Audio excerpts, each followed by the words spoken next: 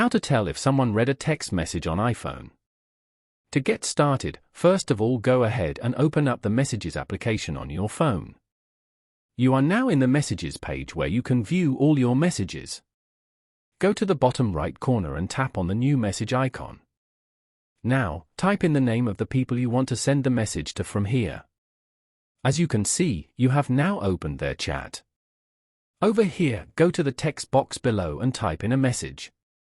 And then, tap on the arrow icon to send it.